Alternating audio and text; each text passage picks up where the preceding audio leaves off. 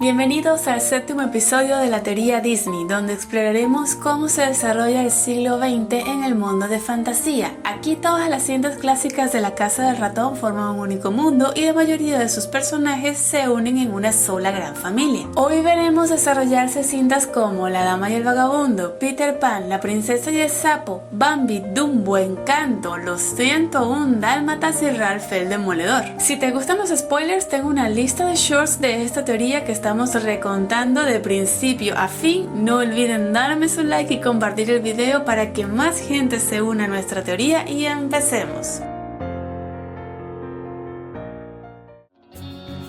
Empecemos con la descendencia más reciente, entre comillas, de Tarzán y Jane. Esta información no nos la brindan ni las películas ni la serie de Tarzán, pero suponiendo que podamos seguir la línea del libro en el que fue inspirado, tendríamos que Tarzán y Jane tuvieron un único hijo llamado Korak, quien se casa con una chica llamada Mariam y también tienen un único hijo, Jackie, quien debe estar naciendo a principios de la década de 1900. Dejo esta información por aquí en caso de que Disney decida continuar con la franquicia de Tarzán y quizá lleguen a incluir algo de su descendencia. De África pasamos a los Estados Unidos, donde dos historias transcurren casi en paralelo al nacimiento de Jackie. En el salvaje oeste, Nebraska, tenemos la aventura con secuestro y rescate incluidos de las vacas vaqueras. Y en el noreste del país, concretamente en Nueva Inglaterra, en el año 1906 transcurre La Dama y el Vagabundo, una bonita historia sobre las mascotas de Elizabeth, la hija de Anastasia Tremaine y su familia.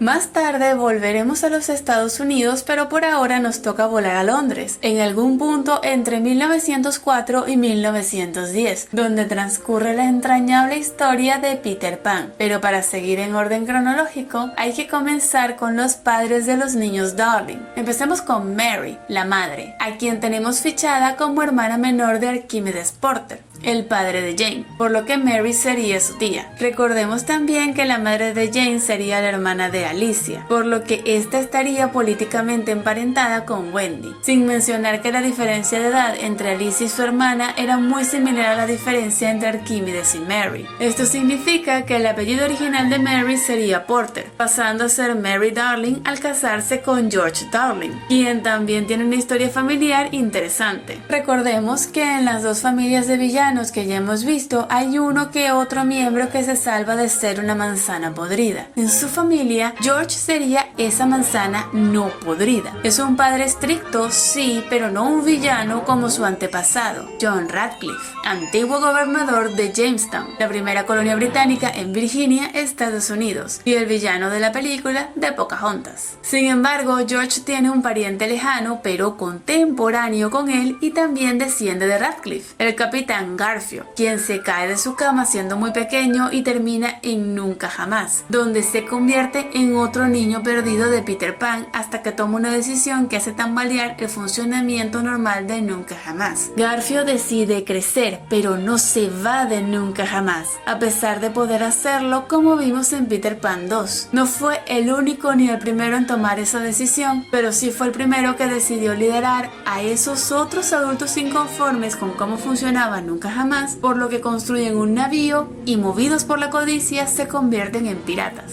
George y Mary obviamente no están al tanto de esto, se casan y tienen 3 hijos, Wendy, John, como el patriarca John Radcliffe, y George Jr. Luego de los eventos de Peter Pan, Wendy crece, se casa con Edward y tienen 2 hijos, Jane y Danny, y ya esta historia se desarrolla durante la Segunda Guerra Mundial. Más adelante veremos un matrimonio entre 2 descendientes de Radcliffe, uno de ellos en la línea de los Darling, pero antes hay que retroceder un poco en el tiempo e irnos a Mónaco.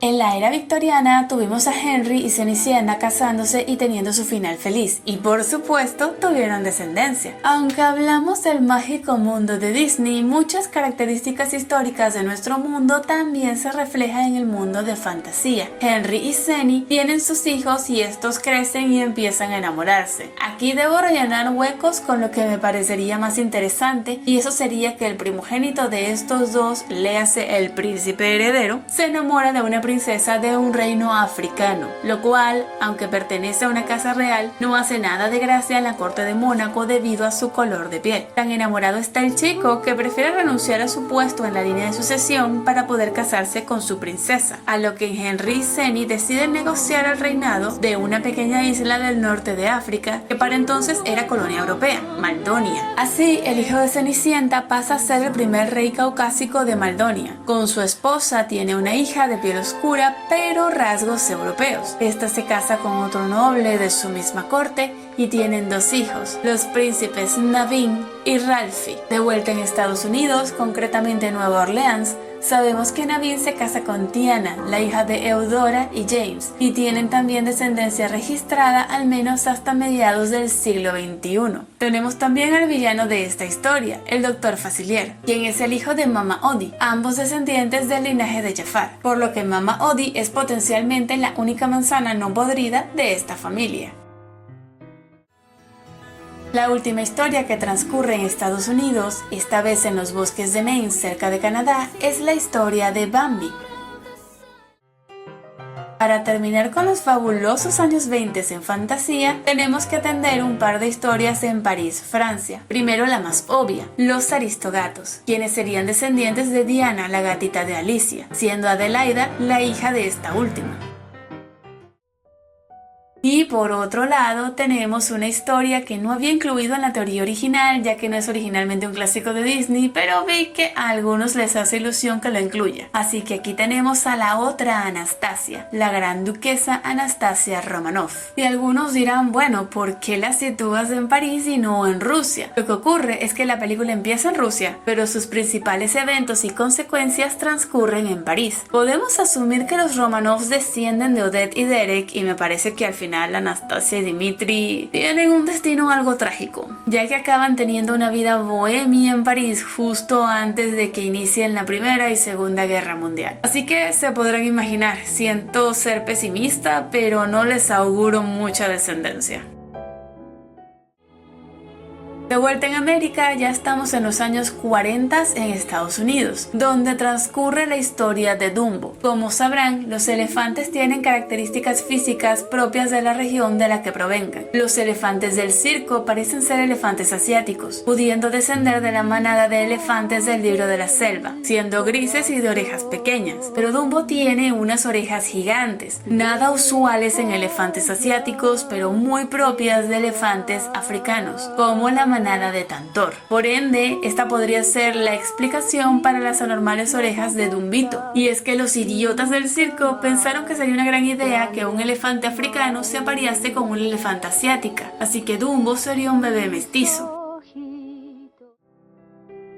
Así llegamos a la mitad del siglo, el año 1950, con lo cual debemos viajar al sur, concretamente a Colombia, para echarle un ojo a los orígenes de la familia Madrigal. Como buena familia hispanoamericana, son exponentes de una larga línea de mestizaje. En los hispanos, nuestra mezcla racial suele ser de caucásicos, africanos e indígenas, en toda una variedad de proporciones, por lo que somos jugadores extremos de la llamada lotería genética, es decir, es casi impredecible de qué color o con cuáles rasgos vamos a nacer, algo que, haciendo juego con esta película, tiene su encanto. Entre los parientes caucásicos podríamos integrar a los Madrigal a la línea sanguínea de Ana y Bella. Yo calculo alguna nieta que se haya casado con un comerciante español y decidieron migrar a Colombia. A mí me gusta pensar que originalmente hayan migrado a Venezuela, que por ese entonces tenía un poco más de abundancia económica y es un puerto más cercano viniendo desde Europa, y hayan decidido erradicarse en los Andes, tal vez en San Cristóbal o San Antonio, más cerca de la frontera con Colombia. A ver, yo sé que dicho así ya suena como muy personal y de hecho lo es, pero es que lo perfecto aquí es que la cordillera andina separa a Colombia y Venezuela justamente por un río, el río Táchira, que una de sus orillas da para San Antonio, Venezuela, y la otra para Santa Teresa en Colombia. Es que es demasiado perfecto y estoy a punto de hacerlo aún más personal.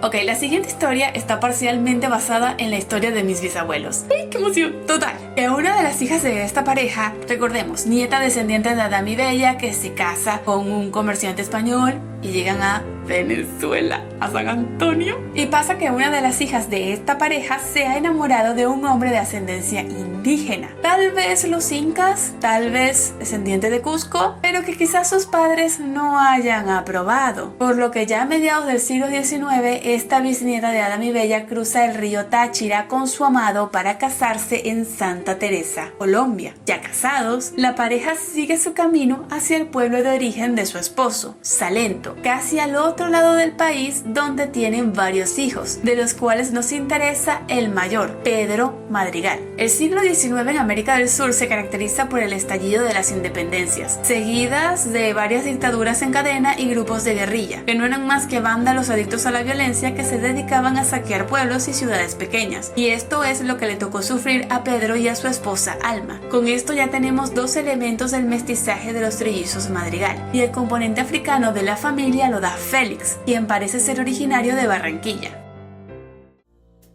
Ahora llegamos a los 60s, por lo que nos toca volver a Londres, donde tenemos a los descendientes más recientes de John Radcliffe, Cruella de Vil, Roger Radcliffe y Anita Darling. Con Cruella tenemos la descendiente que heredó la fortuna y posición social de su antepasado, y también quien la termina. Por otro lado está Roger, quien sí hereda el apellido, pero a estas alturas, 4 siglos después, tiene una versión alterada del mismo. Finalmente está Anita, la hija de George Darling Jr. y sobrina de Wendy. Así que sí, Cruella es la prima loca de Roger y Anita.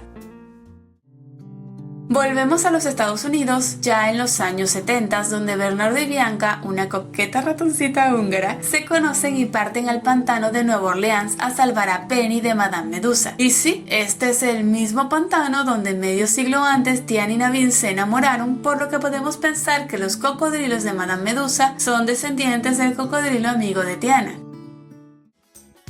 Para la década de los 80 pasamos a Nueva York, donde un gatito se une a una pandilla de perros callejeros y juntos salvan a la pequeña Jenny del malvado Sykes, un enorme mafioso que tiene toda la pinta de estar emparentado con Gastón, pero que yo prefiero vincularlo a Hueso y Katrina, siendo quizá el hijo o nieto mimado de estos dos, quien despilfarró la fortuna familiar y luego se valió de sus contactos y una vida criminal para seguir teniendo poder y riquezas. Y al fin podemos cerrar este siglo con nuestra única historia hasta ahora en la década de los 90, Ralph el Demoledor. Obviamente ninguno de los personajes de Ralph pueden tener ascendencia alguna con el resto del árbol genealógico, pero lo que sí tenemos es una pequeña pista para el siguiente episodio de esta serie, la idea de que en el mundo de fantasía coexisten más de una dimensión. Hasta ahora nos hemos centrado en la dimensión humana, en Ralph vemos la dimensión digital y en el siguiente episodio veremos la última dimensión, la dimensión antropomórfica. Mil gracias por ver hasta el final y nos vemos en la próxima. ¡Mua!